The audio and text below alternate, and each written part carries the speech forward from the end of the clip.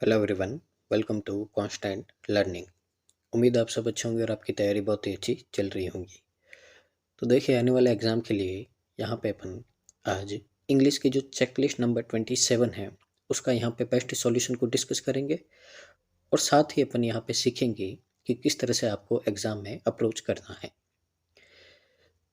साथ ही अगर आप चैनल पे पहली बार आए हैं तो चैनल को लाइक शेयर और सब्सक्राइब कर दीजिएगा और इसको जितना पॉसिबल हो सके आपके फैमिली फ्रेंड या जो भी आपके ग्रुप्स है उनमें इनको शेयर कीजिएगा ताकि इसका बेनिफिट है जो मैक्सिमम स्टूडेंट को मिल पाए।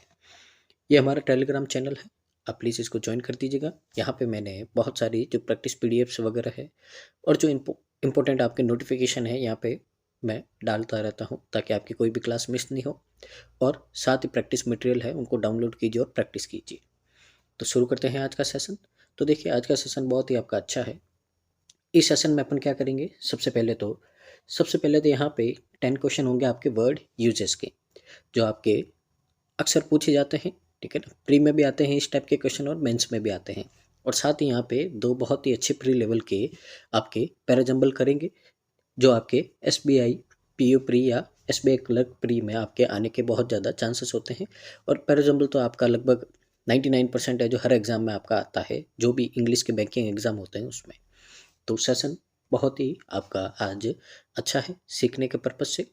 तो बस बने रहिए साथ में और वीडियो को पूरा देखिए और कमेंट कीजिए कि आज का सेशन आपको कैसा लगा है। तो शुरू करते हैं। आज का फर्स्ट क्वेश्चन है, तो देखिए आपको यहाँ पे क्या करना है। आपको एक वर्ड दे रखा है जैसे लीड, तो यहाँ पे आपको 3 सेंटेंस दे रखे हैं। इन सेंटेंस को रीड करना और देखना है कि किस में है जो आपका इसका करेक्ट यूज़ हुआ है। जिसमें करेक्ट यूज़ हुआ है वही ऑप्शन आपका क्या होगा, करेक्ट आंसर होगा। तो इस तरह से आपको क्वेश्चन करने हैं। अब देखिए यहाँ पे जो लीड है इसके बहुत सारे आपके मतलब होते हैं। ठीक है ना, जैसे लीड का मतलब तो एक होता है कि जैसे आप कोई इन्वेस्टिगेशन कर रहे हो तो आपको कोई इन्फॉर्मेशन मिली है, तो क्या मिली, आपको एक लीड मिली है। तो किसी से आगे रहना उसको भी लीड कहते हैं। ठीक है ना, कि आप रेस में भाग रहे हो या फिर एग्जाम में हो तो आपको इतने मार्क्स ज़्यादा मिल गए तो आप क्या हो गए, लीड में आगे आगे आगे। ठीक है ना, फिर इसी तरह ये लीड एक तरह का लेड बोलते हैं अपन। ठीक है ना, एक तरह का मेटल होता है। ठीक है, तो यहाँ से आपके बहुत सारे आपके मतलब बनते हैं, मीनिंग होते हैं एक से ज़्यादा। तो सेंटेंस के कॉन्टेक्स्ट के हिसाब से देखते हैं यहाँ पे आपका कौन कौन से मतलब सही होंगे। पहला रीड करते हैं। The doctor used a lead shield to protect the patients during the X-ray. तो जो डॉक्टर है एक्सरे के दौरान वो क्या करता है कि जो पेशेंट है उसकी सुरक्षा के लिए, उसकी रक्षा के लिए क्या करता है कि एक आपका जो लेड की शील्ड होती है, ठीक है ना, उससे मरीज को क्या करता है, कवर करता है ताकि जो रेडिएशन है, रेडिएशन से पेशेंट को नुकसान ना हो। तो लेड शील्ड का मतलब क्या होता है यहाँ पे, तो लेड शील्ड का मतलब होता है यहाँ पे एक तरह की लेड की शील्ड होती है। तो मेटल है लेड, उसकी शील्ड के बारे में यहाँ पे बोला गया है। तो फर्स्ट है जो आपका एकदम सही मीनिंग बन रहा है यहाँ पे लेड का। अब दूसरा देखते हैं यहाँ पे। The detective followed the lead to solve the mysterious case. यानी कि जो डिटेक्टिव है उसने यहाँ पे जो मिस्टीरियस केस है उसको सॉल्व करने के लिए लीड को फॉलो किया। ठीक है ना, यानी कि उसने ये जो मिस्टीरियस केस था उसको सुलझाने के लिए यहाँ पे जो उसको लीड मिली थी, यानी कि जो सुराग मिले थे, उसका क्या किया, उसने फॉलो किया, उसका पीछा किया। तो एकदम सही है यहाँ पे। आगे है, her dog pulled hard on the lead during their morning walk. यानी कि यहाँ पे बोला जा रहा है कि जब सुबह की मॉर्निंग वॉक थी तो उसके कुत्ते ने, अब यहाँ पे लीड किसकी बात कर रहा है, कुत्ते के जो बेल्ट होता, पट्टा होता, उसकी बात की जा रही है। तो कुत्ते ने उसके पट्टे को क्या कर दिया, जोर से खींच दिया। तो ये भी एकदम आपका क्या है, सही है। तो इस कॉन्टेक्स्ट के हिसाब से देखें तो आपको तीनों सही है। तो यहाँ पे आपका करेक्ट आंसर क्या हो जाएगा, ऑप्शन नंबर ए है जो हमारा करेक्ट आंसर हो जाएगा। तो उम्मीद है आपको यहाँ से करने का तरीका समझ में आया होगा और साथ ही ये जो वर्ड है इनके मीनिंग भी आपको समझ में आ रहे होंगे। मूव करते हैं आज के सेकंड क्वेश्चन की ओर। देखिए, अगला वर्ड है आपका यहाँ पे फेंस। तो देखिए, फेंस का मतलब क्या होता है, नॉर्मली अपन हिंदी में बोलते हैं इसको बाड़ लगाना। ठीक है ना, तो जो भी आपके खेत वगैरह होते हैं या आपका जो प्लॉट या प्रॉपर्टी होता है तो अपन क्या करते हैं उनके चारों ओर, ठीक है ना, इस तरीके से यहाँ पे, ठीक है ना, ये बाड़ करवाते हैं अपन, यहाँ पे फेंसिंग करवाते हैं। क्या बोलते हैं इसको, फेंसिंग। ठीक है ना, तो इसको बोलते हैं अपन यहाँ पे फेंस। तो अब यहाँ पे हम देखते हैं इसका मतलब क्या हुई, बहुत सारे मतलब हो सकते हैं। ठीक है, तो सबसे पहले देखिए यहाँ पे इसको समझते हैं और देखते हैं क्या इसका मतलब हो सकता है। तो देखिए, as a privacy consequence person, she planted tall shrubs alongside the fence to create a natural barrier. अब यहाँ पे आपको बोला गया है, ठीक है ना, कि अब यहाँ पे जो प्राइवेसी रखने के लिए यहाँ पे जो, यानी कि जो भी व्यक्ति आपके प्राइवेसी पसंद करते हैं, तो ऐसे लोग होते हैं, तो प्राइवेसी रखने के नाते क्या करते हैं, वे जो यहाँ पे जो सब्स प्लांटेड टॉल सब्स, यानी कि जो बड़ी बड़ी घास होती है, ठीक है ना, उनको क्या करते हैं, बाढ़ के हिसाब से, ठीक है ना, बाढ़ लगाने के साथ साथ क्या करते हैं, उनको उसके चारों ओर है जो ऐसी बड़ी बड़ी झाड़ियाँ लगा देते हैं फेंसिंग के साथ में, ताकि क्या हो, यहाँ पे आपकी प्राइवेसी मिलती रहे, ठीक है ना। तो यहाँ पे सर्ब्स को क्या करते हैं, चारों ओर लगा देते हैं, किसके, फेंस के। तो यहाँ पे फेंस का सेंस क्या है अभी, फेंस का सेंस है जो अपन फेंसिंग करते हैं, ठीक है ना, जो अपन बाड़ लगाते हैं, तो ये है, तो इसका मतलब एकदम सही है। आगे देखते हैं यहाँ पे, the prisoner felt trapped behind the cold steel fence that surrounded the prison yard. अब यहाँ पे बोला है कि जो प्रिजन है, जो कैदी है, ऐसा महसूस हुआ कि वह जेल के जो ग्राउंड है, जो यार्ड है, जेल का जो यार्ड, उसके चारों ओर जो लगी आपकी ठंडी स्टील की जो फेंस है। अब यहाँ पे फेंस का मतलब क्या है, जो जेल की सलाखें हैं, ठीक है ना, तो वो भी एक तरह की क्या होती है, फेंस होती है। तो आपने देखा होगा जो भी आपके कैदी होते हैं वो क्या होते हैं, जेल की सलाखों के पीछे बंद होते हैं। तो यहाँ पे बोला ये जो ठंडी और स्टील की फेंस है, उसकी बाढ़ के पीछे क्या है, उसकी फेंस के पीछे वो आपका ट्रैप्ड का मतलब क्या है, उसको बांध के रखा, उसको फंसा के रखा है यहाँ पे। तो ये भी एकदम सही बात कर रहा है, बाउंड्री की बात कर रहा है चारों ओर की, ठीक है ना, फेंस की, स्टील की, तो ये भी सही है। आगे देखते हैं, the chef used a fence to prepare the delicious 3 course meal for the guest. अब यहाँ पे बोला है कि जो शेफ है उसने यूज किया है फेंस को, ठीक है ना, फेंस को यूज किया ताकि वो बना सके बहुत ही स्वादिष्ट खाना, 3 कोर्स मील, किसके लिए, गेस्ट के लिए। तो देखिए, क्या कहीं फेंस को अपन यूज करते हैं खाना बनाने में, ठीक है ना, खाना बनाने में तो क्या अपन यूज करते हैं, चाहे तो कोई खाने का सामान हो जाए, ठीक है ना, राशन वगैरह हो जाए, या फिर जो किचन के आपके अप्लायसेंस हो जाए, ठीक है ना, जैसे स्टोव, ओवन, ईटीसी, तो इस तरह का कोई वर्ड आना चाहिए। फैंस का अपन अपने किचन में तो कोई काम ही नहीं होता है। तो यहाँ से ही आपका थर्ड वाला क्या हो जाएगा, रॉन्ग हो जाएगा। तो थर्ड वाला रॉन्ग हो गया, तो आपका आंसर फर्स्ट और सेकंड आएगा, और वो कहाँ है, आपका ऑप्शन नंबर सी है। तो ये आपका क्या हो जाएगा, करेक्ट आंसर हो जाएगा, ठीक है ना। तो इसी तरीके से अपन यहाँ पे धीरे धीरे इसको रीड करेंगे, समझते हुए, यहाँ पे इनके मीनिंग को जानते हुए यहाँ पे आंसर की ओर मूव करेंगे। तो आगे बढ़ते हैं क्वेश्चन नंबर थर्ड की ओर। अब क्वेश्चन नंबर थर्ड है आपका स्ट्राइक, ठीक है ना। अब स्ट्राइक के बहुत सारे आपके मतलब होते हैं, आप जनरली बोलते हैं, एक तो स्ट्राइक होता है यानी कि जो किसी को मारना, जैसे अपन देखते हैं क्रिकेट में आपका बोलता है कि बॉल को स्ट्राइक किया है उस ओर, तो एक वो होता है। फिर एक स्ट्राइक होता है आपका कौन सा, यहाँ पे एक स्ट्राइक होता है जो आपका यहाँ पे हड़ताल करना, प्रोटेस्ट करना होता है, वो भी एक तरह का क्या होता है, स्ट्राइक होता है। तो इस तरह के बहुत सारे आपके सेंस बनते हैं। तो यहाँ पे अपन देखते हैं कि क्या हो सकता है आपका। सबसे पहले पहला क्वेश्चन रीड करते हैं, the chef used a special tool to strike the salad, creating a delicious masterpiece that captivated the diners. अब यहाँ पे बोल रहा है कि शेफ ने सलाद बनाने के लिए एक स्पेशल टूल का यूज़ किया है, जिससे वो क्या कर सकता है, वो यहाँ पे सलाद को, अब स्ट्राइक का मतलब होता है पीट सकता है, मार सकता है, कि सलाद को मार सकता है, और एक बहुत ही स्वादिष्ट डिलीशियस मास्टरपीस है डिनर के लिए, खाने वालों के लिए, उसको क्या कर सकता है, तैयार कर सकता है। तो देखिए यहाँ पे सलाद को अपन स्ट्राइक नहीं करते, सलाद को अपन क्या करते हैं, मिक्स करते हैं, टॉस करते हैं या कट करते हैं, इस तरह का कुछ वर्ड आना चाहिए। पर यहाँ पे तो बोला सलाद को यहाँ पे स्ट्राइक कर रहे हैं, यानी कि मार रहे हैं, तो ये कोई सेंस नहीं बनेगा। तो यहाँ से फर्स्ट आपका आंसर नहीं होगा, तो फर्स्ट आपका गलत हो जाएगा, ठीक है ना। आगे देखते हैं अपन, आगे देखते हैं, faced with intolerable working condition, the employees taked a bold strike, united in their demand for better treatment and fair wages। अब यहाँ पे बोला है कि यहाँ पे intolerable working यानी कि ऐसे वर्किंग कंडीशन जो आप सहन नहीं कर पाओ, ठीक है ना, बहुत ही ज़्यादा ऐसी होती है कि आप सहन नहीं कर पाओ, ऐसी वर्किंग कंडीशन का सामना करते हुए जो एम्प्लॉय है, उन्होंने एक बहुत ही यहाँ पे कर्मचारियों से, यानी कि जो यहाँ पे जो एम्प्लॉयज़ है, वो है जो क्या कर रहे हैं, अच्छा व्यवहार करने के लिए, कि हमसे क्या करो, अच्छा ट्रीटमेंट करो, बेटर ट्रीटमेंट करो और हमको क्या दो, फेयर वेजेस दो, यानी कि जितना उचित है, जितना हम काम करते हैं, हम मेहनत करते हैं, उतना कम से कम आप हमको क्या दो, पैसा दो। तो इसके लिए वो सारे एकजुट हो गए और एकजुट होकर उन्होंने क्या किया, एक बहुत ही साहसिक, बोल्ड का मतलब क्या होता है, साहस भरा, तो साहस भरी एक स्ट्राइक की, यानी कि उन्होंने क्या किया, हड़ताल की। तो यहाँ पे हड़ताल का सेंस है, तो ये क्या है आपका, एकदम सही है। आगे देखिए, the baseball player swang the bat with all his might and manage to strike the ball out of the park for a home run. अब आप बेसबॉल देखते होंगे, तो बेसबॉल में अपन क्या करते हैं, जो प्लेयर होता है वो घुमा के बॉल को मारता है और फिर जो बॉल होती है आपकी यहाँ पे जो ग्राउंड से बाहर चली जाती है, यानी कि ऑडियंस में चली जाए या कहीं और बाहर चली जाए, तो उसको होम रन बोलते हैं, ठीक है ना। तो यहाँ पे यही सेंस बोल रहा है कि जो बेसबॉल खिलाड़ी है उसने अपनी पूरी ताकत से क्या किया, जो उसका बैट है उसको घुमाया और गेंद को बाहर, पार्क से बाहर होम रन के लिए मारने में क्या रहा, सफल रहा। तो यहाँ पे स्ट्राइक का मतलब क्या है, बॉल को मारना। तो इस हिसाब से आपका सेकंड और थर्ड दोनों सही रहेंगे। तो कहाँ है आपका, देखिए ये ऑप्शन नंबर डी है और ये क्या होगा, आपका करेक्ट आंसर होगा।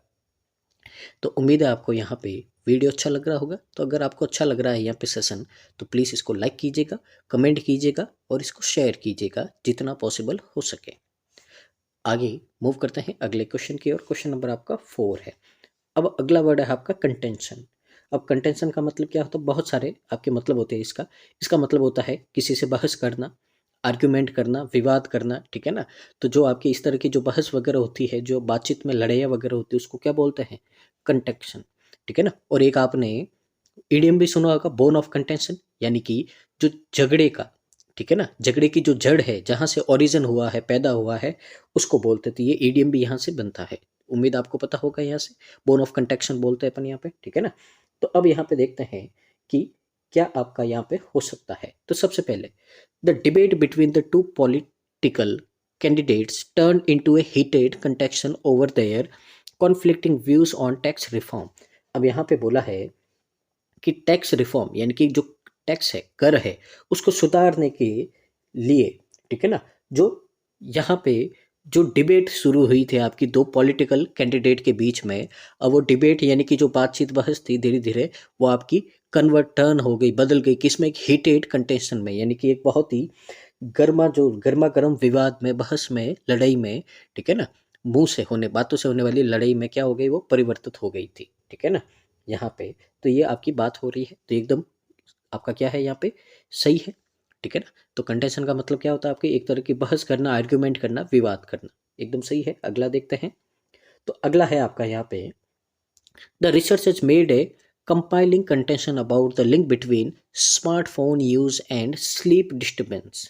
तो यहाँ पे आपको बोला गया है कि जो रिसर्चर्स है उसने स्मार्टफोन के उपयोग और नींद की गड़बड़ी के बीच में संबंध के बारे में, यानी कि जो रिलेशन, उसके बारे में यहाँ पे क्या दिया, एक कंटेंशन, यानी कि एक आर्गुमेंट दिया यहाँ पे उन्होंने, ठीक है ना। तो इस तरह का है जो एक आपका कंपाइलिंग कंटेंशन दिया उन्होंने इसके बारे में कि किस तरह से है जो आपका स्मार्टफोन यूज़ है और उसका यूज़ करने से किस तरह से आपकी नींद में डिस्टर्बेंस होती है, इसके बारे में उन्होंने क्या दिया है, यहाँ पे एक आर्ग्यूमेंट किया उन्होंने। तो ये भी क्या है, एकदम सही बात है आपकी, ठीक है ना, आर्ग्यूमेंट करना, बहस करना, ये हो सकता है।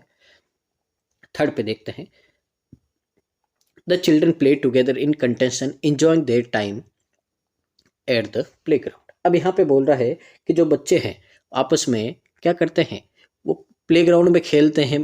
पहले तो देखिए यहाँ पे बोला इंजॉइंग, यानी कि मजे करने के लिए, और फिर यहाँ पे बोला बहस करने के लिए। तो क्या यहाँ पे कभी दोनों पॉसिबल होंगे, अलग अलग टोन के नहीं होंगे, तो ये क्या होगा, आपका गलत होगा।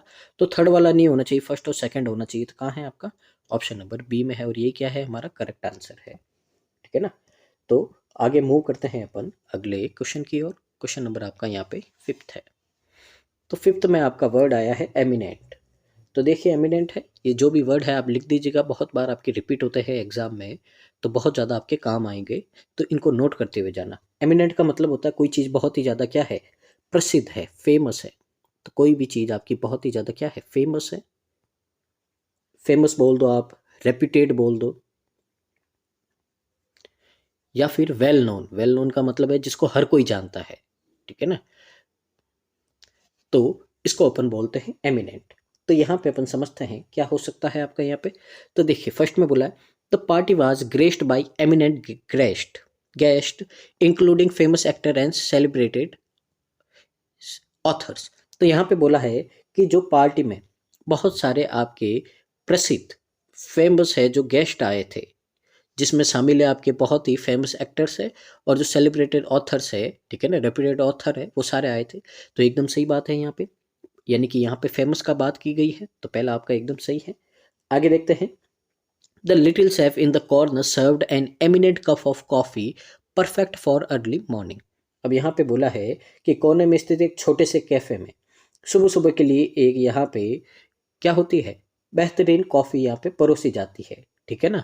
यहाँ पे अब देखिए, अब एमिनेंट कप ऑफ कॉफ़ी आपका यहाँ पे कुछ तरह का इसका सेंस नहीं बनता है। यहाँ पे एमिनेंट की जगह वर्ड आ सकता है आपका एक्सीलेंस। एक्सीलेंस का मतलब बहुत ही शानदार कॉफ़ी यहाँ पे क्या की जाती है, बनाई जाती है, आपको परोसी जाती है, ताकि एक परफेक्ट होती है आपकी सुबह की मॉर्निंग के लिए, ठीक है ना। तो यहाँ पे ये आपका एमिनेंट यहाँ पे ढंग से काम नहीं करेगा, यहाँ पे कुछ इसका सेंस नहीं बनेगा, ठीक है ना। तो यहाँ पे एक्सीलेंस आना चाहिए, यानी कि एक बहुत ही शानदार कॉफ़ी है जो यहाँ पे आपको बनाई जाती है ताकि आपकी सुबह क्या हो जाए, अच्छी हो जाए। यहाँ पे आगे देखिए, आगे है आपका यहाँ पे the sun as the sun set the beach became a place of eminent beauty with its golden sands and sparkling waters.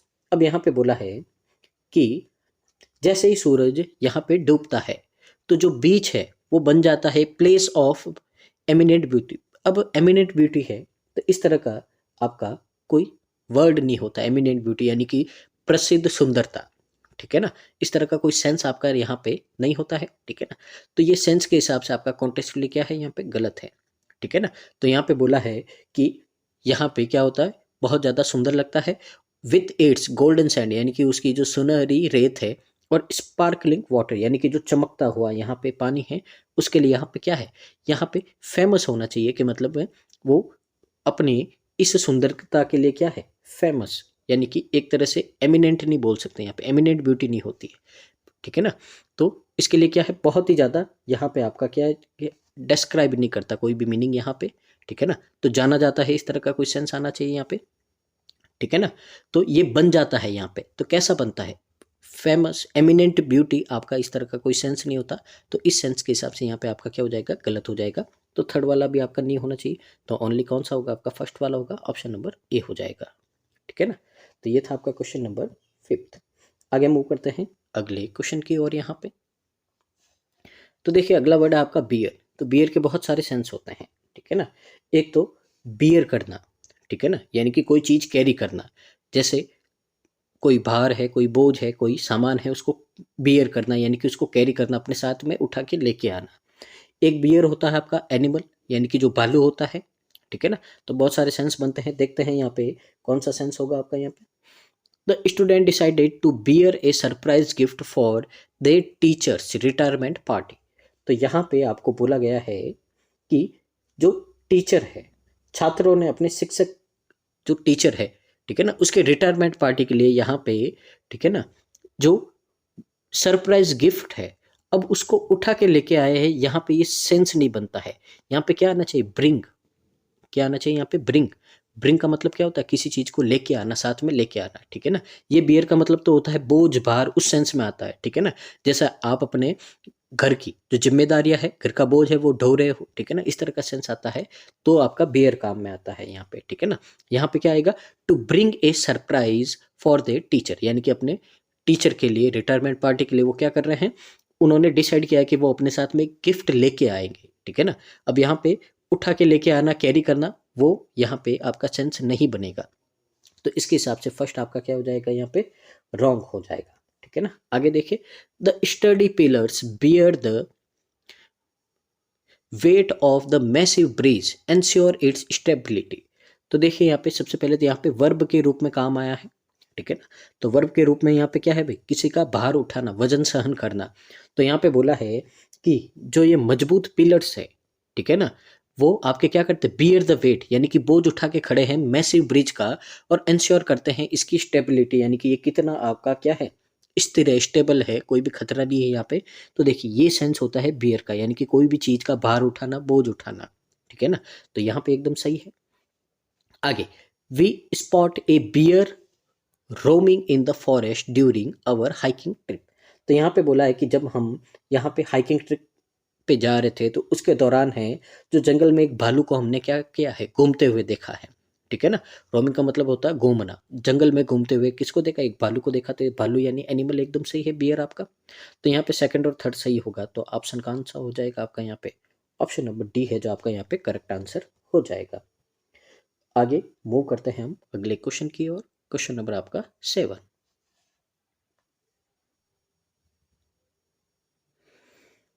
तो देखिए वर्ड है आपका सैंक्शन।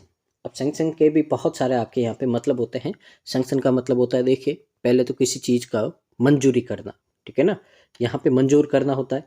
फिर एक तरह की किसी तरह की पेनल्टी पास करना, उसको भी सैंक्शन बोलते हैं। कि आपने नॉर्मली देखा होगा सैंक्शन है पेनल्टी, अगर आप एडिटोरियल वगैरह पढ़ते हो तो उसमें ये दे रखा है, ठीक है ना। तो कोई भी नियम या पालन ना करे, रूल वगैरह तोड़ते हैं, तो उस सेंस में अगर आप पेनल्टी लगाते हो तो उसको भी क्या कहते हैं अपन, सैंक्शन है पेनल्टी। तो कॉन्टेक्स्ट के हिसाब से अलग अलग मीनिंग होते हैं। अब देख लेते हैं यहाँ पे क्या क्या हो सकता है आपके यहाँ पे, और इसको समझते हैं अपन। तो देखिए यहाँ पे, in response to the country's violation of international trade agreement, the United Nations decided to impose economic sanctions as a punitive measure। तो यहाँ पे बोला है कि कि जो देश द्वारा अंतर्राष्ट्रीय व्यापार समझौता होता है तो उसके उल्लंघन के लिए, यानी कि यहाँ पे जो लॉज वगैरह थे, इंटरनेशनल एग्रीमेंट वगैरह थे, तो वो आपने नहीं माने। वॉयलेशन का मतलब क्या होता है, उसको तोड़ देना, उसको नहीं मानना। तो इसके जवाब में जो आपका यूनाइटेड नेशन है उन्होंने डिसाइड किया कि वो इम्पोज करेगा, ठीक है ना, यानी कि लगाएगा, ठीक है ना। यहाँ पे इकोनॉमिक सैंक्शन यानी कि जो इकोनॉमी यानी कि पैसों से रिलेटेड है, जो यहाँ पे क्या करेगा आपके ऊपर पेनल्टी लगाएगा, ठीक है ना, यहाँ पे, ठीक है ना। एक प्यूनिटिव मेजर, ठीक है ना, एक तरह का आपका प्यूनिटिव का मतलब पनिशमेंट के रूप में यहाँ पे आपको एक तरह से क्या करेगा, यहाँ पे सैंक्शन लगाएगा, पेनल्टी लगाएगा। तो पहले एकदम आपका क्या आ रहा है, सही सेंस आ रहा है। देखते हैं सेकंड में क्या होगा आपका। The government swiftly quelled the sanction restoring order to the city. तो यहाँ पे आपको बोला है कि सरकार ने तुरंत क्या कर दिया, यहाँ से क्वेल द सैंक्शन, यानी कि सैंक्शन को है जो क्या कर दिया, हटा दिया। Restoring order to the city, और शहर में व्यवस्था को है जो वापस पहले जैसा क्या कर दिया, यहाँ पे सही से कर दिया, ठीक है ना। अब यहाँ पे देखिए जो गवर्नमेंट है यहाँ पे, ठीक है ना, वो सैंक्शन यहाँ पे एक तरह की पेनल्टी लगाती है, ठीक है ना।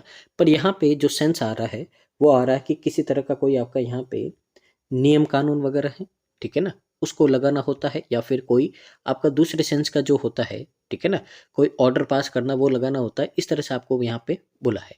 तो जब यहाँ पे क्या बोला, यहाँ पे कि सिटी की हालत खराब थी, तो खराब थी तो वहाँ पे सैंक्शन नहीं लगाया जाता है। यहाँ पे क्या लगाया जाता है आपके, किसी तरह का जैसे कोई आपकी धारा लगाई जाती है ताकि लोग बाहर नहीं आए, इस तरह का कोई सेंस बनता है यहाँ पे, ठीक है ना। सैंक्शन तो कब होते हैं, जब रूल वगैरह कोई तोड़ते हैं तो उसके सेंस में आपका काम हुआ जाता है। तो यहाँ पे ये आपका सेंस नहीं बनेगा, ठीक है ना। तो यहाँ पे क्या होगा आपका, तो ये सेंस नहीं बनेगा, तो सेकंड आपका आंसर नहीं होगा, ठीक है। आगे देखते हैं अपन यहाँ पे, the government granted section for the construction of a new hospital in the area. यानी कि यहाँ पे आपको बोला है, तो देखिए सैंक्शन का यूज़ अपन ऑफिशियल परमिशन लेने के लिए भी करते हैं, जैसे मैंने आपको बताया है। तो यहाँ पे बोला है कि जो गवर्नमेंट ने है यहाँ पे एरिया में एक नया हॉस्पिटल है, उसको बनाने के लिए, उसका कंस्ट्रक्शन करने के लिए यहाँ पे क्या कर दिया है, मंजूरी दे दी, यानी कि जो उसका प्रस्ताव था उसको पास कर दिया। तो ये आपका एकदम सही है। तो सही है उसके हिसाब से फर्स्ट और थर्ड आपका यहाँ पे होगा। तो ये कहाँ है आपका, ऑप्शन नंबर बी में है, और ये क्या है हमारा यहाँ पे करेक्ट आंसर है। आगे मूव करते हैं अगले क्वेश्चन की ओर। क्वेश्चन नंबर आपका 8 है। तो देखिए चार्ज, अब इसके भी बहुत मतलब होते हैं। एक चार्ज का मतलब तो होता है बहुत ज़्यादा एनर्जी होना, ठीक है ना। जैसे अपन अपना मोबाइल चार्ज करते हैं तो क्या करते हैं, उसमें एनर्जी डालते हैं। तो एक का मतलब होता है चार्ज, ठीक है ना। फिर चार्ज का मतलब होता है कि आपने कोई पेनल्टी चार्ज की है, इम्पोज की है पेनल्टी चार्ज, ठीक है ना। चार्ज एक चार्ज होता है आपका, किसी से आप क्या करते हो, ठीक है ना, कोई चार्ज कि मैंने आपके ऊपर पेनल्टी चार्ज की है, इस तरह का सेंस आता है, ठीक है ना। तो इस तरह के बहुत सारे आपके सेंस बनते हैं। तो देखते हैं यहाँ पे क्या हो सकता है। He try to charge his way through the crowded subway. तो यहाँ पे बोला है कि उसने भीड़ भरी जो मेट्रो है, मैं तेजी से आगे बढ़ने की क्या की कोशिश की है, ठीक है ना। तो यहाँ पे चार्ज नहीं आएगा, ठीक है ना, चार्ज का कोई सेंस नहीं बनता है, ठीक है ना। तो यहाँ पे क्या आना चाहिए, पुश या फोर्स, वो आना चाहिए कि उसने ट्राई किया टू पुश या फोर्स हिज वे, यानी कि अपने आप को या तो आगे बढ़ाया, फोर्स किया, या फिर आसपास के लोगों को थोड़ा पुश किया, यानी कि धक्का देके रास्ता बनाया ताकि वो क्या करते, यहाँ पे क्रॉस कर दे सबवे को, ठीक है ना। इस तरह का सेंस होना चाहिए, यहाँ पे चार्ज नहीं आएगा। तो इसका मतलब तो वो है कि वो क्रॉस करिए तो वो चार्ज हो रही है, यानी कि उसमें एनर्जी आ रही, कोई सेंस नहीं बनेगा आपका। सेकंड में देखते हैं, the comedians performance was a charge of laughter for the audience. तो यहाँ पे बोला है कि जो कॉमेडियन का यहाँ पे शो है, परफॉर्मेंस है, ठीक है ना, वो क्या करता है, चार्ज करता है लाफ्टर को फॉर द ऑडियंस, ठीक है ना। तो हंसने के लिए यहाँ पे ऑडियंस को क्या करता है, चार्ज करता है, ठीक है। अब यहाँ पे देखिए, चार्ज कभी लाफ्टर के सेंस में नहीं आता, चार्ज हमेशा आता है आपका यहाँ पे एनर्जी के सेंस में आता है, ठीक है ना, कि आपको एनर्जी है आपके अंदर, ठीक है ना, किसी काम करने की एनर्जी बढ़ाने के सेंस में आता है। तो लाफ्टर के सेंस में आपका कभी भी यहाँ पे चार्ज नहीं आता है, ठीक है ना, चार्ज ऑफ लाफ्टर ऐसा कोई सेंस नहीं होता है।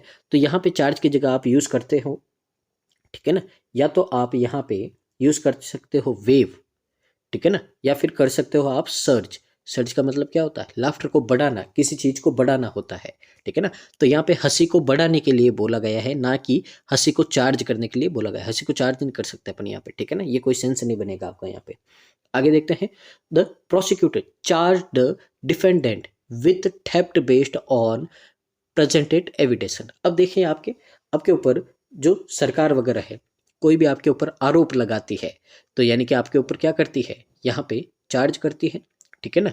तो उसके सेंस में भी आपका यहाँ पे काम में आता है ये चार्ज। तो यहाँ पे बोला गया है कि प्रोसिक्यूटर ने charge the defendant with the based on the presented evidence, यानी कि जो भी उसने एविडेंस प्रस्तुत किए हैं उसके आधार पर जो प्रोसिक्यूटर है उन्होंने यहाँ पे क्या क्या चोरी का आरोप लगाया। तो चार्ज का मतलब क्या होता है, एक तरह से किसी पर आरोप लगाना भी क्या होता है, चार्ज, ठीक है ना। तो पुलिस स्टेशन वगैरह में आप जाते हो या आपने सुना होगा कि क्या क्या चार्ज लगाए हैं, कितने चार्ज है, कौन सी धारा चार्ज की, ये अपन सुनते हैं। तो ये आपका यहाँ पे क्या है, एकदम सही बात है। तो ओनली थर्ड आपका यहाँ पे आ रखा है, ये आपका ऑप्शन नंबर सी में है, और ये क्या है, आपका करेक्ट आंसर है, ठीक है ना। तो देखिए, इनका मीनिंग पूरा आपको पता होना चाहिए, ठीक है ना, तभी आप सही कर पाओगे। सेंस, कॉन्टेक्स्ट किसके हिसाब से आपका यहाँ पे आता है, ये बात आपको पता होनी चाहिए। आगे मूव करते हैं अगले क्वेश्चन की ओर। अगला क्वेश्चन आपका क्वेश्चन नंबर 9 है। तो देखते हैं यहाँ पे आपका वर्ड क्या है। आपका वर्ड है प्रिविलेंट। तो प्रिविलेंट का मतलब क्या होता है, तो प्रिविलेंट का मतलब होता है कोई चीज़ बहुत ही ज़्यादा क्या है, प्रचलित। प्रचलित का मतलब बहुत ही ज़्यादा वाइड स्प्रेड है, यानी कि सब जगह फैली हुई है, सब लोग उसको जानते हैं, यूज़ करते हैं, इस तरह का आपका होता है। या फिर कॉमनली एग्जिस्टिंग, यानी कि नॉर्मल अपने यूज़ में काम में आती है, ठीक है ना, सब लोग चाहते हैं, तो इसको प्रिविलेंट बोलते हैं। नॉर्मली अपन क्या बोलते हैं इसको, प्रचलित। अभी ट्रेंड में है, अभी क्या है, ट्रेंड में है। तो जैसे आपने देखा होगा कोई भी नया मोबाइल वगैरह आता है तो वो क्या होता है, वो आपका प्रचलित होता है, यानी कि सारे लोग उसको चाहते हैं, खरीदना चाहते हैं, ठीक है ना। तो इस तरह का आपका यहाँ पे सेंस आता है, ठीक है। और कभी कभी इसका यूज़ होता है कॉमनली एग्जिस्टेंस, यानी कि अभी आपके नॉर्मली सबके पास में वो है जो काम में लिया जाता है, ठीक है ना, तभी तो वो क्या होगा, फेमस होगा, प्रचलित होगा, सब जगह। वाइड स्प्रेड का मतलब पूरी तरह से फैला हुआ है। तो देखते हैं यहाँ पे क्या इसके सेंस बनेंगे। सबसे पहले देखते हैं अपन यहाँ पे, in the tropical region malaria is prevalent during the monsoon session. तो यहाँ पे बोला गया है आपको कि ट्रॉपिकल रीजन में जो मलेरिया है वो आपका फैला हुआ है मानसून के सेशन में, एकदम सब जगह क्या है, फैला हुआ है, ठीक है ना। तो यहाँ पे जो सेंस आ रहा है, किसका सेंस आ रहा है, वाइड स्प्रेड का सेंस आ रहा है, यानी कि पूरी तरीके से फैला हुआ है आपका यहाँ पे मलेरिया मानसून के सेशन में। एकदम सही बात है आपकी। The movie was a prevalent display of action and adventure. तो यहाँ पे आपको बोला है कि ये जो फिल्म है एक्शन और यहाँ पे एडवेंचर के लिए यहाँ पे क्या करती है, बहुत ही ज़्यादा आपका यहाँ पे प्रचलित है। तो देखिए यहाँ पे ये जो सेंस है, यहाँ पे प्रिविलेंट नहीं आके क्या आएगा, प्रोमिनेंट आएगा। क्या आएगा, ए प्रोमिनेंट। तो प्रोमिनेंट का मतलब क्या होता है, कोई भी चीज़ बहुत ही ज़्यादा आपकी यहाँ पे फेमस है या अभी चर्चा में है, तो उसके सेंस में आपका यहाँ पे क्या आता है, प्रोमिनेंट आता है कि अभी ये चीज़ है जो क्या है, चर्चा में है। तो प्रिविलेंट का यहाँ पे आपका सेंस नहीं बनता है, ठीक है ना। तो ये क्या होगा, आपका गलत होगा। यहाँ पे वर्ड आना चाहिए आपका प्रोमिनेंट, ठीक है ना। यहाँ पे आगे, among the student the prevalent opinion is that the school should organise more extra curricular activities. तो यहाँ पे आपको बोला गया है कि जो विद्यार्थियों के बीच में, ठीक है ना, क्या है कि ये प्रचलित राय है, यानी कि सभी लोगों के बीच में, सभी लोगों के मन में ये जो आपका ओपिनियन है, ठीक है ना, उस सब के बीच में यहाँ पे फैल गया है कि क्या फैल गया है कि स्कूल को और अधिक यहाँ पे क्या करनी चाहिए, ऑर्गेनाइज करनी चाहिए एक्स्ट्रा करिकुलर एक्टिविटीज़ को, यानी कि जो पढ़ाई के अलावा और दूसरी जो एक्टिविटीज़ होती है, खेल कूद की होती है या फिर कोई आर्ट कल्चर की होती है, तो उनको क्या करना है यहाँ पे, और ज़्यादा उनको ऐड करना है आपके एजुकेशन में, अपनी स्कूल में। तो इस तरह से बोला है। तो यहाँ पे वाइड स्प्रेड ओपिनियन के बारे में बात की गई है, यानी कि जो ओपिनियन है सभी स्टूडेंट में फैला हुआ है। तो यहाँ पे एकदम सही बनेगा आपका सेंस। तो इस तरह से फर्स्ट और थर्ड आपका सही होगा। तो फर्स्ट और थर्ड सही होगा, तो कौन सा आंसर होगा आपका यहाँ पे, ऑप्शन नंबर डी है जो आपका क्या हो जाएगा यहाँ पे करेक्ट आंसर हो जाएगा। आगे देखते हैं। आगे अगला वर्ड है आपका क्वेश्चन नंबर 10 में, इन्वोक। अब देखिए इन्वोक का मतलब क्या होता है। तो इन्वोक का मतलब देखिए, नॉर्मली अगर आप कोई मूवी देखते हो, साउथ वगैरह की मूवी देखते हैं, ठीक है ना, तो उसमें या फिर कोई भगवान की मूवी वगैरह देखते हैं, तो उसमें क्या करते हैं कि जो आपके पुजारी होते हैं या जो भी कॉमन लोग होते हैं, वो क्या करते हैं, भगवान को बुलाते हैं, हे भगवान मदद करो, ठीक है ना, मेरी बात सुनो, इस तरह से बोलते हैं। यानी कि वो क्या करते हैं, भगवान का आह्वान करते हैं। आह्वान का मतलब क्या होता है, भगवान को पुकारते हैं, समन करते हैं, उनको याद करते हैं, उनको बुलाते हैं। तो ये सारे मतलब किसके होते हैं, इन्वोक के होते हैं। इन्वोक का मतलब होता है किसी का आह्वान करना, उसको याद करना, उसको पुकारना, ठीक है ना। सॉरी। तो नॉर्मल सेंस में क्या होता है आपका, कॉल अपॉन होता है। क्या होता है, कॉल अपॉन होता है, और समन, और क्या होता है, समन। आपने देखा होगा कि जब भी कोई कोर्ट होता है, किसी को यहाँ पे उसके सामने मौजूद होना होता है, तो वो क्या करता है, समन भेजता है आपको, ठीक है ना। यानी कि आपको कोर्ट के सामने क्या होना, प्रस्तुत होना है। तो ये भी मीनिंग होता है इसका। तो देखते हैं अपन यहाँ पे क्या हो सकता है। यहाँ पे the ancient ritual allowed the priest to invoke the god for a bountiful harvest. तो यहाँ पे बोला है कि जो आपका एंशिएंट रिचुअल है, यानी कि जो आपके बहुत ही प्राचीन जो आपके रिचुअल है, उसके तहत जो पुजारियों ने यहाँ पे, अब बाउंटीफुल हार्वेस्ट का मतलब होता है कि भरपूर खेती होना, भरपूर फसल होना। तो उसके लिए देवताओं का क्या क्या आह्वान किया और उनसे अनुमति ली है यहाँ पे, ठीक है ना। तो एकदम सही बात बोल रहे हैं यहाँ पे। आगे है, the politician invoke the support of the people to push forward his agenda. अब यहाँ पे बोला है कि जो आपका पॉलिटिशियन है, उन्होंने अपना एजेंडा, यानी कि उनका जो यहाँ पे मेन मकसद है, उसके लिए यहाँ पे आगे बढ़ने के लिए लोगों के समर्थन का आह्वान किया। तो जब भी इलेक्शन वगैरह होते हैं, तो पॉलिटिशियन वगैरह आते हैं और आपसे क्या मांगते हैं, अपना समर्थन मांगते हैं कि हमको सपोर्ट करो। तो इसके लिए वो क्या कर रहे हैं, आपको पुकार रहे हैं। तो एकदम सही बात है, इन्वोक करना, पुकारना, ठीक है ना, कॉल करना, समन करना, ठीक है ना। The programmer needed to invoke a specific function to complete the task. अब यहाँ पे बोला है कि जो प्रोग्रामर है उसको अपना काम पूरा करने के लिए एक विशिष्ट फंक्शन को लागू करने की क्या है, जरूरत है, ठीक है ना। तो यहाँ पे आपका यूज करना है इसका, तो किसी भी स्पेसिफिक फंक्शन को यहाँ पे क्या करना है, कमांड करना है, ठीक है ना। तो उसके सेंस में आपका यहाँ पे आ रहा है, ठीक है ना। तो ये भी आपका क्या होगा, एकदम सही होगा। यानी कि उसको नीड है, उसको चाहिए वो, ठीक है ना, उसको बुला रहा है कि मेरे को एक आप क्या चाहिए यहाँ पे, स्पेसिफिक फंक्शन चाहिए ताकि मेरा काम क्या हो जाए, पूरा हो जाए। उसको ढूंढ रहा है, कर रहा है। तो ये भी क्या है, एकदम सही है। तो इस हिसाब से आपके यहाँ पे तीनों सही होंगे। तो ऑप्शन नंबर ई है जो क्या हो जाएगा आपका यहाँ पे करेक्ट आंसर हो जाएगा। तो उम्मीद है आपको पहले जो अपने 10 क्वेश्चन है यहाँ पे, ठीक है ना, जो वर्ड यूजेस के, वो आपको समझ में आए होंगे। अब अपन मूव करते हैं जो आज का आपका अगला सेशन है, यानी कि आपको यहाँ पे 2 पैरा जंबल है, बहुत ही अच्छे लेवल के हैं, एकदम एग्जाम रिलेवेंट है आपके, ठीक है ना।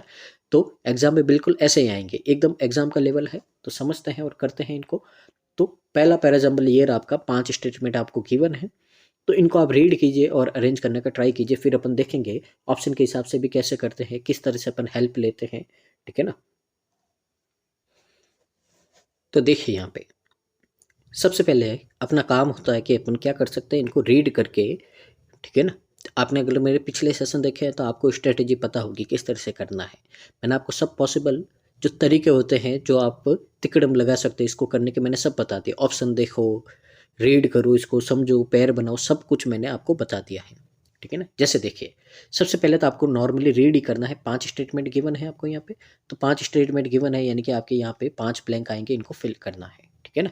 अब यहाँ पे अगर अपन देखें पहले इनको रीड करते हैं और देखते हैं क्या क्या आपके यहाँ पे जो स्टार्टिंग स्टेटमेंट हो सकते हैं उनको अपन यहाँ पे फाइंड करते हैं। तो देखिए एडिशनली आया, यानी कि ये कोई बात बोल रहा है, उसके साथ में ये बात जोड़ी गई है, तो एडिशनली से कभी आपका शुरू नहीं होगा, ठीक है ना। ये तो आपका स्टार्टिंग स्टेटमेंट नहीं है।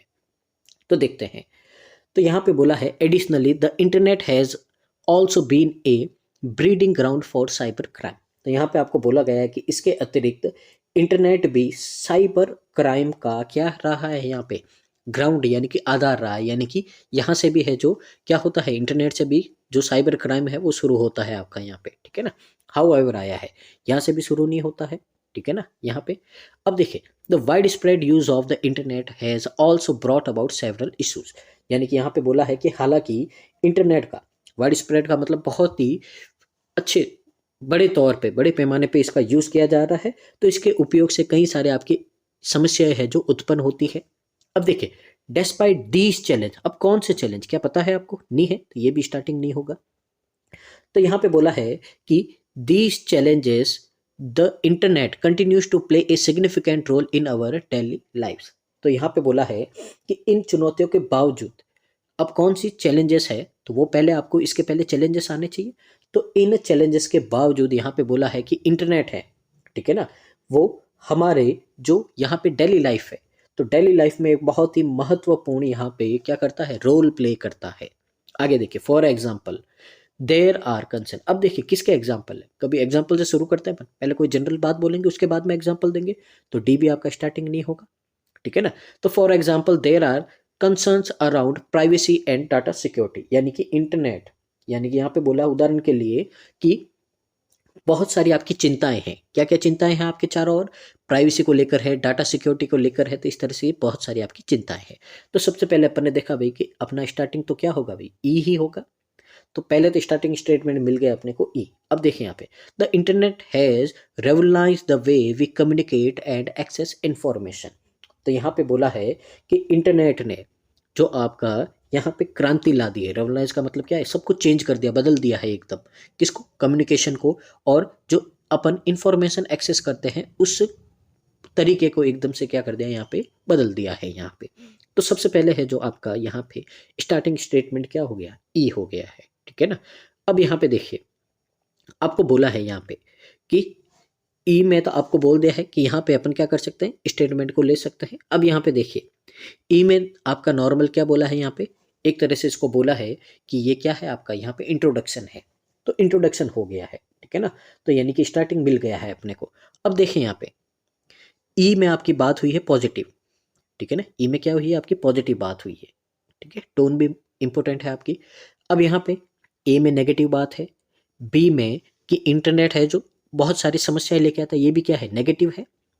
डिस्पाइट दीज चैलेंजेस, इन चैलेंजेस के बावजूद भी internet continues to play a significant role in our lifes. अब देखिए यहाँ पे ये टोन तो है पॉजिटिव, पर आगे आपका लगा क्या है, यहाँ पे ये कनेक्टर लगा है, ये कौन सा है आपका, ये आपका जो है तो ऑपोजिट टोन को आपका यहाँ पे क्या करता है, यहाँ पे जोड़ता है। तो यहाँ पे कभी भी ई के बाद में सीधा सी नहीं आएगा, ठीक है ना, क्योंकि सी के पहले आपकी नेगेटिव बातें होनी चाहिए, सी के पहले क्या होनी चाहिए, नेगेटिव बातें होनी चाहिए, तभी तो अपन क्या करेंगे, पॉजिटिव बातें करेंगे।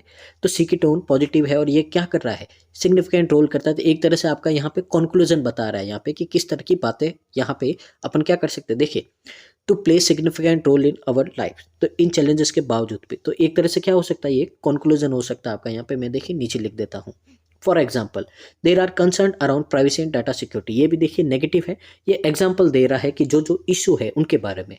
अब देखिए यहाँ पे कुल मिला के अपने को क्या बातें समझ में आई है, हमको समझ में आया है कि ई है आपका, ई है आपका पॉजिटिव टोन, ई क्या है आपका पॉजिटिव टोन है, और सी भी आपका पॉजिटिव टोन है, ठीक है ना। अब देखिए एक जैसी टोन साथ में आती है, पर सी के आगे आपका लगा है कनेक्टर, जो कनेक्टर क्या करता है, दो ऑपोजिट टोन को कनेक्ट करता है। तो इसका मतलब है कि ई और सी तो कभी साथ में आएंगे नहीं। अब इसके बाद में आपके यहाँ पे तीन है जो आपको क्या दे रखे, नेगेटिव टोन के दे रखे हैं, ए बी और डी, ये तीन नेगेटिव टोन के आपको दे रखे हैं, ठीक है ना। अब देखिए पॉजिटिव टोन से नेगेटिव टोन में जाएंगे तो अपने को क्या चाहिए, यहाँ पे अपने को चाहिए एक कॉन्ट्राडिक्ट वाला आपका यहाँ पे जो यहाँ पे आपका कनेक्टर होता है। तो देखिए वो कहाँ है आपका, बी में है, कहाँ पे आपका बी में है। तो देखिए अगर ई के साथ में सी नहीं आ सकता है तो यानी कि यहाँ से पहले अपन क्या करेंगे, नेगेटिव टोन शुरू करेंगे। तो ई के बाद में क्या आएगा, बी आएगा। अब देखिए बी आपका नेगेटिव टोन है तो इसका मतलब है कि साथ में आपकी सारी नेगेटिव टोन एक साथ में ही आएगी, और उसके बाद में नेगेटिव टोन से पॉजिटिव टोन जाएंगे तो क्या करेंगे अपन, वापस एक कॉन्ट्राडिक्ट वाला आपका यहाँ पे क्या होगा, एक कनेक्टर काम में लेंगे जो कौन सा है, सी, यानी कि सी तो लास्ट में आएगा। अब यहाँ पे आपका ए या डी में से एक आ जाएगा। तो इस तरह से यहाँ पे अपन ने जो ये आपके कनेक्टर होते हैं इनका यूज करके अपन ने यहाँ पे क्या कर दिया, पैराजम्बल को इजीली थोड़ा एक्सेस कर दिया है यहाँ पे। तो देखिए यहाँ पे क्या बोला है, तो ध्यान से देखिएगा। यहाँ पे आपको बोला है बी में कि हाउएवर यद्यपि the widespread use of internet है also brought about several issue, यानी कि इंटरनेट का बहुत ज़्यादा वाइड स्प्रेड यूज करने के बावजूद भी क्या है, इसमें बहुत सारे आपके इशू है, ठीक है ना। तो अब इशू है, यहाँ पे इशू के बारे में बात की गई है। अब कौन से इशू है, तो वो बताया कि जैसे कौन से इशू है, तो देखो एग्जाम्पल दिए हैं आपके क्या क्या इशू है। तो बी के बाद में क्या आएगा आपका, डी आएगा। जैसे जो कंसर्न है यानी कि जो चिंताएं है हमारे किसकी, प्राइवेसी की, डाटा सिक्योरिटी की, तो वो आपकी क्या है, ये वाइड स्प्रेड यहाँ पे इशू है। तो इशू का एग्जाम्पल किस में दिया है, डी में दिया है। अब ए ही बचा है तो ए में क्या बोला है, साथ ही। अब देखिए ये जो एग्जाम्पल दिए हैं तो यहाँ पे आपको क्या बताए, समस्याएं बताई है। अब इस समस्या को और ज़्यादा और यहाँ पे ऐड किया है, एडिशनली का मतलब क्या है, सेम टोन को यहाँ पे साथ में कनेक्ट करता है। तो यानी कि ये जो समस्याएं हैं एग्जाम्पल दी, इसके साथ में भी ये भी समस्याएं हैं कि यहाँ पे साइबर क्राइम होने का क्या होता है, खतरा होता है। तो इसके लिए डी के बाद में क्या आएगा, ए आएगा। तो ये है आपका अरेंजमेंट। उम्मीद है आपको यहाँ पे समझ में आया होगा किस तरह से आपको यहाँ पे अप्रोच करना है, ठीक है ना। तो सबसे बेस्ट मेथड है जो मेरे हिसाब से, जो मैंने आपको यहाँ पे समझाया है किस तरह से अपन यहाँ पे इसको अप्रोच कर सकते हैं। तो EBDAC ये आपका क्या होगा, करेक्ट आंसर होगा। तो वापस से एक बार मैं आपको समझा देता हूँ। तो देखिए यहाँ पे क्या होगा, अभी ई में आपका सबसे पहले इंट्रोडक्शन दिया है कि किस तरह से आपका यहाँ पे किसके बारे में बात की गई होगी। अब अपन ने देखा यहाँ पे कि 3 सेंटेंस तो अपने पास में नेगेटिव टोन के हैं, ये आपका पॉजिटिव टोन का था वो आ गया। अब एक आपके पास में और पॉजिटिव टोन का है पर उसके आगे आपका जो कनेक्टर लगा है वो कॉन्ट्राडिक्शन वाला है, यानी कि ई के बाद में नहीं आ सकता। अब ई के बाद में नहीं आ सकता तो इसका मतलब है कि ई के बाद में सब नेगेटिव आएगा और फिर लास्ट में क्या आएगा, पॉजिटिव आएगा। तो सी तो हो गया आपका कंक्लूजन स्टेटमेंट। अब पॉजिटिव से नेगेटिव टोन में जाते तो अपने को चाहिए आपका कॉन्ट्राडिक्शन वाला जो कनेक्टर चाहिए, जो लगा हुआ था किस में, बी में। तो बी में बात हुई कि भाई कुछ समस्याएं हैं अपने पास में, तो कौन सी समस्या है, वो बोला डी में कि ये देखो मैं एग्जांपल दे रहा हूँ भाई ये समस्याएं हैं। अब डी ने समस्याएं बताई तो ए भी साथ में आया कि मेरे पास भी और है, तो एडिशनली यानी कि और कुछ बातें उसी बात को और ज़्यादा बताएगा। तो ए ने बोला देखो मैं भी और बताता हूँ, तो देखो ये मैंने बता दिया साइबर क्राइम का। तो इस तरह से आपका यहाँ पे क्या हो गया है, ये आपका पूरा अरेंज हो गया है। अब क्वेश्चन की ओर मूव करते हैं यहाँ पे। तो इसको आप EBDAC ये लिख दीजिए अपने यहाँ पे। अब देखिए सबसे पहले क्या बोला आपको, थर्ड स्टेटमेंट क्या होगा, तो थर्ड स्टेटमेंट EBD, तो डी कहाँ है आपका, ऑप्शन नंबर सी में है। आगे देखिए आपका क्वेश्चन नंबर 12 है, फोर्थ स्टेटमेंट, तो फोर्थ EBDA, ए कहाँ है आपका, बी में है। आगे देखिए आपका फिफ्थ लास्ट में कौन सा आया था आपका, सी आया था। तो यहाँ पे क्या हो जाएगा आपका, यहाँ पे कौन सा बोला है, फर्स्ट, सॉरी अपने को क्या बोला है, फर्स्ट बोला है यहाँ पे। तो फर्स्ट कौन सा होगा भाई, ई होगा अपना। तो ई है जो आपका क्या हो जाएगा, करेक्ट आंसर हो जाएगा। आगे है आपका यहाँ पे फिफ्थ स्टेटमेंट, फिफ्थ कौन सा आपका, सी है। और लास्ट में आपका जो बचा हुआ है वही कौन सा है, सेकंड स्टेटमेंट बोला है। सेकंड कौन सा है आपका यहाँ पे, सेकंड है आपका बी, यानी कि ऑप्शन नंबर डी है जो आपका क्या हो जाएगा, करेक्ट आंसर हो जाएगा। तो ये था आज का जो पैराजम्बल नंबर फर्स्ट है। उम्मीद है आपको अच्छा लगा होगा। तो देखिए अगर अच्छा लगा है तो आपको प्लीज़ सेशन को लाइक कीजिए और इसको शेयर कीजिए और कमेंट कीजिए। आपके कमेंट नहीं आते हैं, ठीक है ना, व्यूज़ तो आ जाते हैं, वीडियो भी आप पूरा नहीं देखते हो। आपके लिए इतनी मेहनत की गई फिर भी आप पता नहीं क्यों है जो वीडियो को पूरा नहीं देखते हैं। तो इनको देखिए, प्रैक्टिस कीजिए इनकी क्लासेस की, आपके लिए बहुत ज़्यादा हेल्पफुल है ये। आगे देखिए, तो यह है आज का पैराजम्बल नंबर सेकेंड। तो इसको वीडियो को पॉज कीजिए आप और इसको बनाने का ट्राई कीजिए कि किस तरह से है जो अपन जो अप्रोच मैंने आपको बताई है वो यहाँ पे लगा सकते हैं।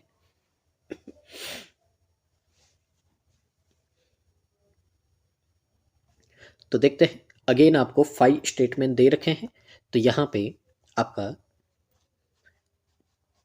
5 ब्लैंक है। अब अपन रीड करते हैं और देखते हैं क्या हो सकता है, ठीक है ना। यहाँ पे देखिए, the first step to overcoming procrastination is to identify why you are procrastinating.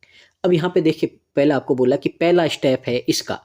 अब यहाँ पे ना तो आपको ये बताया भाई कि ये क्या है प्रोकास्टिनेशन, इसके बारे में कुछ नहीं बताया, और किसका पहला स्टेप है ओवरकमिंग का, यानी कि कुछ करके यहाँ पे अपने को समझ में आया कि ये आपका स्टार्टिंग स्टेटमेंट नहीं होगा, क्योंकि सीधा अपन पहला स्टेप ये है। अब किसका स्टेप है, क्यों लिया है अपन ने, कुछ भी अपने को नहीं पता है, तो ये आपका स्टार्टिंग स्टेटमेंट नहीं होगा, ठीक है ना। तो यहाँ पे देखिए, प्रोकास्टिनेशन का मतलब क्या होता है, यहाँ पे कोई चीज को टाल मटोल करना। टाल मटोल का मतलब क्या है, आगे खिसका देना या इस तरह से करना, ठीक है ना। तो उसको अपन बोलते प्रोकास्टिनेशन। तो यहाँ पे बोला है कि जो प्रोकास्टिनेशन है उस पर काबू पाने के लिए पहला कदम यह पहचानना है कि आप प्रोकास्टिनेशन क्यों कर रहे हो, ठीक है ना। Sometimes procrastination can be a sign of underlying anxiety of fear. अब कुछ समय देखिए, यहाँ पे भी आपको प्रोकास्टिनेशन क्या है इंट्रोडक्टरी नहीं लग रहा है, यानी कि क्या है किसके बारे में है नहीं बताया अपने को, सीधा यहाँ पे क्या बताया कि कई बार है जो प्रोकास्टिनेशन है एक साइन होता है आपका किसका, एंजाइटी का, फियर का, यानी कि चिंता करने का, डर का एक क्या होता है, साइन होता है। तो ये भी स्टार्टिंग नहीं होगा। Once you have identified the root cause of your procrastination, you can begin to address it. अब यहाँ पे देखिए, यहाँ पे जो बात हुई है आपको बोला है कि एक बार आप आइडेंटिफाई कर दो रूट कॉज ऑफ प्रोकास्टिनेशन, कि जड़ क्या है, मूल कारण क्या है प्रोकास्टिनेशन का, तो आप क्या कर सकते हो, you can bring it, address it. तो आप इसको है जो सही करने का तरीका जान सकते हो। तो देखिए यहाँ पे भी किसी तरह का आपको सीधा यहाँ पे क्या कर दिया है, आपको सॉल्यूशन ही बताने लग गए हैं कि ये करना है, पर सॉल्यूशन से पहले तो क्या होनी चाहिए, समस्याएं होनी चाहिए। तो समस्याएं अभी अपने को पता ही नहीं है, तो सी भी आपका स्टार्टिंग नहीं होगा। अब देखिए आगे, देखिए procrastination can have negative consequences such as missed dealing और अनफिनिश्ड प्रोजेक्ट। अब यहाँ पे देखिए इसके बारे में बोला है कि प्रोकास्टिनेशन के नेगेटिव कॉन्सिक्वेंस होते हैं, यानी कि नकारात्मक परिणाम होते हैं, जैसे कि मिस्ड डीलिंग, ठीक है ना, मिस्ड डेडलाइंस, यानी कि आप जो डेडलाइन है उनको मिस कर सकते हो, या फिर अनफिनिश्ड प्रोजेक्ट, अपने प्रोजेक्ट को है जो क्या कर सकते हो आप, अनफिनिश, यानी कि आपके जो प्रोजेक्ट है वो क्या रह सकते हैं, बाकी रह सकता है, ठीक है ना। तो ये हो सकता है आपका। तो प्रोकास्टिनेशन का मतलब यहाँ से अपने को समझ में आया है कि कोई काम आपको करना है, जैसे आप नॉर्मली करते हो कि बहुत जाने आपके कि आज पढ़ना है, चलो आज नहीं पढ़ते हैं, कल पढ़ लेते हैं, कल नहीं करते परसों कर लेते हैं, ठीक है ना, आज तो संडे है रेस्ट करते हैं, ठीक है ना। तो इस तरह से अपन क्या करते हैं, टाल मटोल करते हैं, काम को आगे करते हैं, इसको प्रोकास्टिनेशन कहते हैं।